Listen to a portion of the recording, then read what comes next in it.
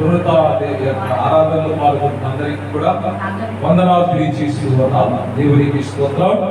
హల్లెలూయా, హల్లెలూయా. అందరూ కూడా చేపైకి చెప్పండి. హల్లెలూయా, హల్లెలూయా, హల్లెలూయా. దేవునికి స్తోత్రం. ఈరోజు ఒక విషయాన్ని నేర్చుకుంటున్నాం. మనం నేర్చుకుంటున్నటువంటి వాక్యము ఈ యొక్క సారాంశం ఏంటంటే, క్రీస్తు యేసునకు కలిగిన ఈ మనస్సు మీరును కలిగి. దాన్ని షార్ట్ ఫామ్ ఏంటంటే ద మైండ్ ఆఫ్ క్రైస్ట్. క్రీస్తు మనస్సు ఎవరు కలిగి ఉండాలి? ప్రతి ఒక్క విశ్వాసి కూడా కలిగి ఉండాలి. క్రీస్తు యేసునకు కలిగిన ఈ మనస్సు మీరును కలిగి. ఫిలిప్పీయులకు రాసిన లేఖలో మన వాక్య ధ్యానం చేస్తూ ఉన్నాం. ఫిలిప్పీయులకు రాసిన లేఖ 2వ అధ్యాయము 5వ అధ్యాయం 5వ వచనం. మనం ధ్యానం చేస్తున్న అంశం ఏంటి? Mind of Christ. చదవండి.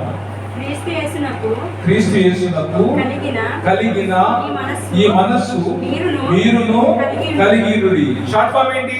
Mind of Christ. What is the theme of today's message? Mind of Christ. Put your hands. Mind of Christ. క్రీస్తు యొక్క మనస్సు మనము కలిగి జీవించాలని వాక్యం సెలవిస్తూ ఉంది. క్రైస్తవులుగా మందిరానికి వెళుతూ దేవుని ఆరాధిస్తూ దేవుని యొక్క మనస్సు లేకపోతే మన యొక్క బ్రతుకు వ్యర్థం. వ్యర్థం.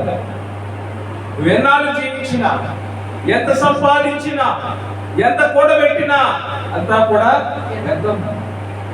క్రీస్తు ఏ మనస్సు కలిగి ఉన్నాడో ఆ మనస్సు ప్రతి ఒక్క క్రైస్తవుడు కలిగి జీవించాలి. పిల్లలకి ఆ మనస్సు ఉండాలి, తల్లిదండ్రులకి ఆ మనస్సు ఉండాలి. నీ భక్తి ఎలా ఉండాలంటే నిన్ను రక్షించేదిగా ఉండాలి. నువ్వు చచ్చిపోతున్నప్పుడు కూడా నీ విశ్వాసం నిన్ను బ్రతికించేదిగా ఉండాలి. దేవునికి స్తోత్రం. ఆ మనస్సు యేసు ప్రభువారికి ఉందండి. ఆయన చంపేస్తారంటే రండి, వాళ్ళతో నడిచి వెళ్ళడండి. ఎవరు నడిచి వెళ్తారు? చంపడానికి వచ్చినటువంటి ఖైదీలతో ఆయన నడిచి వెళ్ళాడు ధైర్యంగా. దేవుని స్తోత్రం. అంటే ఒక విశ్వాసిగా నువ్వు నడవగలవు ఆ విధంగా ధైర్యంగా. ఇది క్రీస్తు కలిగినటువంటి రోషము, పౌరుషము. తన యొక్క తండ్రి అప్పగించినటువంటి పనిని భూమి మీద నెరవేర్చడానికి ఆయన ఒప్పుకున్నాడు. ఎలా ఒప్పుకున్నాడంటే సిలువ మరణము పొందినంతగా తన్ను తాను తగ్గించుకున్నాడు. చూడండి 8వ వచనం, ఫిలిప్పీయులకు రాసిన లేఖ 2వ అధ్యాయం 8వ వచనం. మరియు ఆయన ఆకారమును మనుషుడిగా కనబడి మరణము పొందినంతగా, అనగా తన్ను తానే వ్యక్తినిగా శిలువ మరణము పొందినంతగా చూపిన వాడై తన్ను తాను తగ్గించుకొనెను. దేవునికి స్తోత్రం. హల్లెలూయా. అంటే శిలువ మరణము అంటే ఒక శిలువ పోయేటువంటి ఎంత భారంగా ఉంటుందో మనందరికీ కూడా తెలుసు. శిలువ మీద వేలాడాలంటే ఎంత వేదన, ఎంత బాధ, ఎంత నొప్పి, ఇవన్నీ కూడా నొప్పులు సైతం, బాధలు సైతం, ఇబ్బందులు సైతం ఆయన భరించాడు. ఎవరి కోసం భరించాడంటే నీ కోసము, నా కోసము ఆయన భరించాడు. ఒక వ్యక్తి అంటే ఒక ప్రేమిస్తున్నటువంటి వ్యక్తి ఆమె దగ్గరికి వెళ్ళి నువ్వంటే నాకు చాలా ఇష్టం అంటే పొంగిపోతుంది. అదే లోకం అనుకుంటుంది, అదే జీవితం అనుకుంటుంది. ఇంకా అమ్మని జన్మనిచ్చినటువంటి తల్లిని, తండ్రిని, అన్నదమ్ములు అందరూ విడిచిపెట్టేసి నువ్వంటే ఇష్టం అన్న వ్యక్తి దగ్గరికి వెళ్ళిపోతాను. అంటే 9 నెలలు గర్భంలో వస్తుంది కదా, తల్లి బాధ ఎరగవా? నీకు 20 సంవత్సరాలు 15 సంవత్సరాలు వచ్చాక తల్లి పెంచింది కదా, బాధ ఎరగవా? తల్లిని పెంచారు కదా, చదివించారు కదా, ఇవన్నీ గుర్తు రావా? ఏదో నెల క్రితం, 6 రోజుల క్రితం ఆ క్షణంలో పరిచయం ఎంతమంది లేరండి, కోట్ల మంది ఉన్నారు. ఇదేనా తల్లిదండ్రులకు ఇచ్చే గౌరవాలు, తల్లిదండ్రులకు ఇచ్చే ప్రేమ? ఇదేనా? క్రైస్తవులు కూడా ఇదే ప్రేమలో పడి దేవుని దూరం చేసుకుంటున్నారు. లోకమాయలో పడి లోకాన్ని ప్రేమించి దేవునికి దూరం అయిపోతున్నారు. ఇదేనా నీ విశ్వాసము? ఇదేనా క్రీస్తు కలిగిన మనసు నీలో? ప్రశ్నించుకోవాలి. ఎందుకు ఇంత ఈ మనస్సు? దేవుని వెళ్ళారా? ఆదరు సైతం మరణాన్ని సైతం అంగీకరించింది. అంటే ఎంతగా విధేయత చూపించాడో ఆయన మాటల్ని మనము అర్థం చేసుకోవచ్చు. లోకంలో క్షణికమైన దాని కొరకు పోరాటం చేస్తూ ఉన్నాం. ఏమి తీసుకెళ్తాం? Nothing we can. అలాగే ఊరెళ్తామంటే పెద్ద బ్యాగ్ చదువుకు వెళ్ళిపోతాం. కానీ ఈ లోకం నుంచి వెళ్ళేటప్పుడు ఏమీ బ్యాగ్ ఉండదు, బ్యాంక్ అకౌంట్ రావు, ఏమీ రావు. నువ్వు ప్రేమించి పెళ్లి చేసుకున్నావా రా, నువ్వు జన్మనిచ్చి కనేటివి, నువ్వు నీ రక్తమాంసాలు పెట్టుకుని పిలవ నీతో రా. ఒంటరి ప్రయాణము, ఎవరికి తెలియకుండా అందరూ నిద్రిస్తుండగానే మన ప్రయాణము కొనసాగుతూ ఉంటది.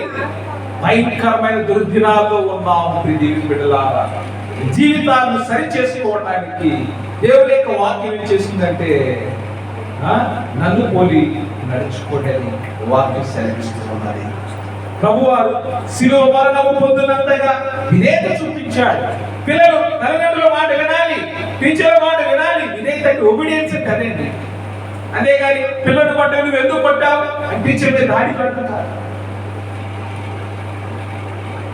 అమ్మ కొడితే డాడీ కోపం, డాడీ కొడితే మమ్మీ కోపం చేస్తాడు. పిల్లోడికి ఎప్పుడు డిసిప్లిన్ కలిగి ఉంటాడు, ఎప్పుడు కలిగి ఉంటాడు. అల్లరి చేస్తున్న వాడికి దెబ్బ కావాలి.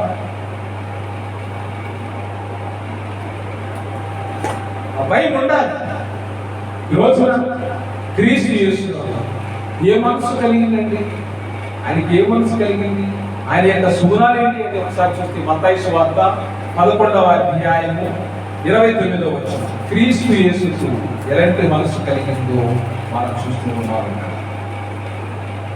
చదవండి. మత్తయి 11:29.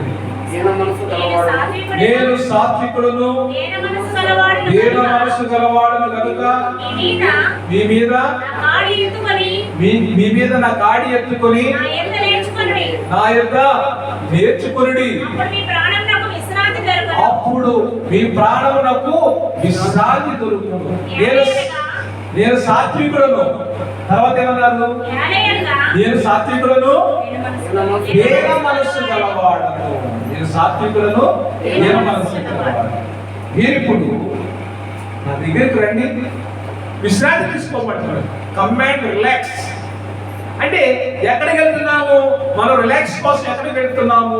పార్కుకి వెళ్తాం, బీచ్కి వెళ్తాం, రెస్టారెంట్కి వెళ్తాం, అర్థమైందా? సినిమాకి వెళ్తాం, సీరియల్ చూస్తారు కొంతమంది, అర్థమైంది? Non stop. కొంతమంది సీరియల్ చూస్తేనే కానీ వాళ్ళకి పూట గడవదు, సినిమాకి వెళ్తేనే కానీ వాళ్ళకి రోజు గడవదు. సో ఈ మాయలో మనం అందరం కూడా మనం జీవిస్తూ ఉన్నాం.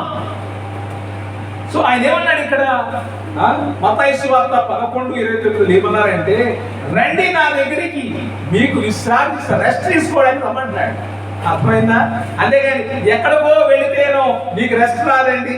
ఆ ప్రభు దగ్గరికి వస్తేనే నీకు విశ్రాంతి. దేవునికి స్తోత్రం. హల్లెలూయా, హల్లెలూయా. నేను సాత్వికుడను, దీన మనస్సు గలవాడను. ఐ యామ్ మీక్, హంబుల్.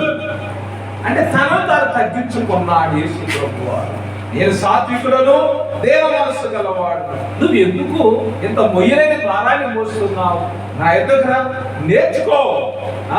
నా కాడి కనుక మీ మీద నా కాడి ఎత్తుకొని. నేను కాడి ఏంటి? బీపీ తీసుకురాదు, షుగర్ తీసుకురాదు, టెన్షన్ తీసుకురాదు, భయం తీసుకురాదు. ఏ కాడి? యేసు ప్రభువారు మోపేటువంటి కాడి. ఆయన కాడి ఏంటి? నీ భారం అంతా నా మీద వేసి నడువు అన్నాడంతే. Walk freely. అర్థమవుతుందా? నిన్ను ఎలా నడమన్నాడు? నువ్వు భూమి మీద నివసిస్తున్నప్పుడు కట్టెలు ఏరుకుని మోపంతా కూడా నెత్తి మీద పెట్టుకుని మోయలేని బస్తా కానీ మోపు కానీ మోస్తా ఉంటారు. ఇది భారం. ఆయన ఏమంటున్నాడు? ఈ బాధలన్నీ కూడా నా మీద వేయి. నువ్వు ఎలా వాక్ చేయమంటున్నాడు? నువ్వు మహారాజు లేక నడువు అంటున్నాడు. దేవి స్తోత్రం. అంటే నీ భారాన్ని ఆయన మీద వేయడం. ఆయన ఏమవుతున్నాడు? ఇప్పుడు సర్వెంట్ అవుతున్నాడు. ఆయన నీకు పని మనిషి అవుతున్నాడు. ఇది ఎలా నడవంటున్నాడు? నువ్వు భారం లేకుండా నడువంటున్నాడు. ఇప్పుడు రాజుగారి పక్కన ఉన్నటువంటి ఇప్పుడు ఆ సేవకుడే కదా మోసేది, ఆయుధాలు మోసేది. అవునా? ఆయుధాలు మోసి సైనికుడే కదా, రాజుగారు ఆయుధాలు పోయారు కదా. అలాగా రాజుగారికి వడ్డించేటప్పుడు ఈ యొక్క ఆ పరివాడ వడ్డించాలి కదా. అలాగా ఈ భారం అంతా కూడా ఆయన మీద వేసి నిన్ను హ్యాపీగా నడమంటున్నాడు. సో మనుషులు ఏం చేస్తారు? ప్రభు మీద భారం వేయరు, ప్రభు మీద భారం వేయరు, లోకం మీద మనుషుల మీద భారం వేసి వాళ్ళ జీవితాన్ని ఏం చేస్తారంటే వృధా చేసుకుంటారు, సమయాన్ని వృధా చేసుకుంటారు. బాధ వచ్చింది, ఫోన్ చేస్తేనే కానీ బాధ పోదు. అర్థమవుతుందా? ఫోన్ చేస్తేనే కానీ బాధ పోదు. ఆ బాధ పోవాలంటే ఎవరో ఉంటారో ఫోన్ మాట్లాడాలి. కానీ దేవుడి దగ్గరికి 5 నిమిషాలు ప్రార్థన చేసే మనసు ఏం చేయాలంటే ఆ క్రీస్తు యేసునకు కలిగిన మనసు. ఆయన ఏం చేశాడు? సిలువ మరణము పొందునంతగా విధేయత చూపించాడు. ఇప్పుడేమంటే ఆయన విధేయత చూపించాడు, ఆయన జీవించాడు కాబట్టి ఆ విధంగా ఇప్పుడు మీ భారము నా మీద వేయండి, నా ఎదుకు వచ్చి నేర్చుకోనండి. నేనేం చెప్తున్నానంటే మీరు నా ఎదుకు రండి, మీ భారాన్ని నా మీద వేసి మీరు ప్రశాంతంగా ఉండండి అని ఆయన సెలవిస్తూ ఉన్నారు. నా కాడి ఎత్తుకోండి, you take up the yoke of mind. నా కాడి మీరు తీసుకోండి. ఆయన కాడి భారం లేదండి, బాధ లేదు. అసలు ఏ పరిస్థితిలో ఉన్నా కానీ నేను విడుదల చేయడం కోసం టేక్ అప్ మై క్రాస్ అంటున్నాడు ప్రభు. అప్పుడు మీ ప్రాణములకు విశ్రాంతి దొరుకుతుంది. నువ్వు ఎక్కడికి వెళ్ళినా విశ్రాంతి దొరుకుతుంది. ఎక్కడికి వెళ్ళినా ఏ ఫుడ్ తిన్నా అదవుతుందా, రెస్టారెంట్కి వెళ్ళి బిర్యానీ తిన్నా కానీ నీకు ఆ విశ్రాంతి దొరకదు. కాబట్టి ఎక్కడ నీకు ఆ విశ్రాంతి దొరుకుతుందంటే దేవుని యొక్క మందిరములో నీకు ఆ విశ్రాంతి దొరుకుతూ ఉన్నది. దేవుని స్తోత్రం, హల్లెలూయా, హల్లెలూయా. కీర్తనకారుడు ఎప్పుడు నా జీవగల దేవుని సన్నిధిలో కనపడాలని నా ప్రాణము ఆశపడుతున్నది, జీవగల దేవుని చూడాలని ఆశపడుతున్నది. వేకువజామున ఆయన యొక్క సన్నిధి నాకు దొరికితే ఎలా ఉంది? కొవ్వు మెదడు దొరికినట్లుగా నాకున్నది అని మాట్లాడుతూ ఉన్నాడు. దేవుని బిడ్డలారా, దేవుని యొక్క సన్నిధిలో మనకి ఆనందము, మహా ఆనందము ఎక్కడంటే దేవుని యొక్క సన్నిధిలో. అందుకే పౌలు గారు అంటారు, ప్రభువునందు ఆనందించండి. Rejoice in the Lord. ఫిలిప్పీయులకు రాసిన లేఖ 4వ అధ్యాయము 4వ వచనము. ఎవరు ఆనందించాలి? ప్రభువులో ఆనందించాలి. అంతేగాని మనిషిలో ఆనందించిన వాడు మట్టిలో కలిసిపోతాడు. దేవుడు ఆనందించిన వాడు పరలోకములో యుగయుగాలు ఆ నిత్య ఆనందములో జీవిస్తాడు. కాబట్టి ఎక్కడ విశ్రాంతి తీసుకోవాలి, ఎక్కడ ఆనందించాలి, ఎక్కడ ఉండాలి అని వాక్యం చాలా స్పష్టంగా మాట్లాడుతూ ఉన్నది. ఫిలిప్పీయులకు రాసిన లేఖ 4వ అధ్యాయము 4వ వచనము. ఎల్లప్పుడూ ప్రభువునందు ఆనందించుడి. అలా చెప్పుదును, ఆనందించుడి. మీ సహనమును మీ సకల జనులకు తెలియబడనియండి, ప్రభువు సమీపముగా ఉన్నాడు. దేని గురించి చింతపడకుడి గాని ప్రతి విషయంలోనూ ప్రార్థన విజ్ఞాపనముల చేత కృతజ్ఞతాపూర్వకముగా మీ విన్నపములు దేవునికి తెలియజేయుడి. అంతేగాని ఇరుగు పొరుగు వారిని పిలిచి ఈ బాధ ఆ బాధ చెప్పావంటే ఈ భారం ఏమైనా తగ్గుతుందా? తగ్గదు కదా. సమయం వచ్చినప్పుడు ఆ రోజున ఆమె నాతో ఈ మాట చెప్పిందని చెప్పేసి వాళ్ళు ఆ సమయానుకూలంగా ఇది హేళన చేస్తారు. కాబట్టి జాగ్రత్తగా ఉండాలి. ప్రతి విషయములోను దేని గురించి చింతపడకుడి కానీ ప్రతి విషయములోనూ ప్రార్థన విజ్ఞాపనల చేత చేతండి, ప్రార్థన విజ్ఞాపనల చేత కృతజ్ఞత పూర్వకముగా మీ విన్నపములు దేవునికి తెలియచేయండి. మరో రాజు కూడా కల వస్తే టెన్షన్ పడ్డాడు. దీని అర్థం ఏంటా అని టెన్షన్ పడిపోతుంటే యోసేపు కల యొక్క బావుని చెప్పాడు. దేవునికి స్తోత్రం, హల్లెలూయా. యోసేపు ఎవరి మీద ఆధారపడ్డాడు? దేవుని మీద ఆధారపడ్డాడు. ఫరో మనిషి మీద ఆధారపడ్డాడు. ఎక్కడ? అక్కడ ఉన్నటువంటి పండితుల మీద, అర్థమైందా? ఆ స్థానంలో ఉన్న జ్యోతిష్కుల మీద ఆధారపడ్డాడు కాబట్టి ఆందోళనకు గురయ్యాడు. ఈ రోజున మనం కూడా ఇంతే దేవుని విడలాలి.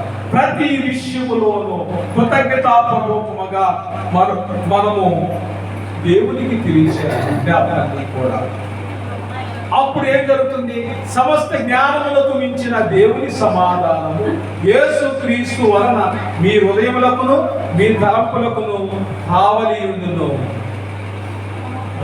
మీ హృదయానికి మీ తలంపులకు దేవుని యొక్క యేసుక్రీస్తు మీ హృదయాలు, ఎందుకంటే ఈ లోకం అన్ని జ్ఞానాలకు మించినటువంటి క్రీస్తు జ్ఞానము మనందరికీ కూడా తోడుగా ఉంటుందని వాక్యం సెలవిస్తూ ఉన్నది. దేవునికి స్తోత్రం. హల్లెలూయా. హల్లెలూయా. అందుకే అక్కడైనా క్రీస్తు నిమిత్తమే సమస్తాన్ని నష్టముగా ఎంచుకుంటున్నారు. ఎవరు నష్టంగా ఎంచుకుంటారు? ఎవరు నష్టంగా ఎంచుకోగలరు? ఈ క్రీస్తు యేసుకు మనసు కలిగింది తప్ప ఎవరు కూడా ఈ విధంగా నష్టముగా ఎంచుకోలేరు. దేవునికి స్తోత్రం. హల్లెలూయా. ఇది ప్రేజలి మన కాడి, ఆయన కాడి ఎత్తుకొని మనం ఆయన యొక్క నేర్చుకోవాలి. అందుకే ఆయన యోహాను సువార్తలో ఏం చేశాడు? లేచి భోజన పంక్తి నుంచి లేచి శిష్యుల కాళ్ళు కడిగాడు. చూడండి, యోహాను సువార్త 13వ అధ్యాయం. యోహాను సువార్త 13వ అధ్యాయము 14-15 వచనాలు చదవండి. యోహాను సువార్త 13వ అధ్యాయము 14-15 వచనాలు. కాబట్టి ప్రభువును బోధకుడనైన నేను నీ పాదములు కడిగిన ఎడల మీరును ఒకరి పాదములను ఒకరు కడుగవలసినదే. అంటే ఇది ఒక ఆజ్ఞ. అర్థమైందా? బోధకుని ప్రభువుని, బోధకుని మీకు ప్రభువుని నేను, మీకు బోధకుని నేను మీ పాదములు కడిగిన ఎడల మీరును ఒకరి పాదములను ఒకరు కడగవలసినదే. నేను మీకు చేసిన ప్రకారము మీరును చేయవలనని మీకు మాదిరిగా ఇలాగు చేసింది. ఎలా చేశాడు ఆయన? మాదిరిగా చేశాడు. మాదిరిగా అంటే మీరు నేర్చుకోవాలని నేను ఈ విధంగా చేశాను అంటున్నాడు. అంటే ప్రతి ఒక్కరు కూడా తనకంటే వేరే వాడిని గొప్పవాడిగా పరిగణించాలి, ఉన్నతమైన వాడిగా పరిగణించాలి. ఎక్కడ సాధ్యమంటే క్రీస్తు యేసుకు కలిగిన మనసు నీలో నాలో ఉంటేనే సాధ్యము. దేవుని సంఘాల్లో ఈ రోజుల్లో భేదాలు, వ్యత్యాసాలు, గొడవలు ఎందుకు జరుగుతున్నాయంటే క్రీస్తు యేసుకు కలిగిన మనసు ఎవరికి లేదు. నేను ప్రభువుని అని ఆయన ఎక్కడ ఆ గంతులేంటి? ఆయన ఎప్పుడు దాన్ని క్లెయిమ్ చేయలేదు. అర్థమైంది? ఏ అధికారైనా ఆయన క్లెయిమ్ చేసి పట్టించుకోలేదు. తగ్గించుకున్నాడు. తాను తగ్గించుకొని శిష్యుల పాదములు కడిగాడు. యేసు ప్రభువు ఏం కడిగించారో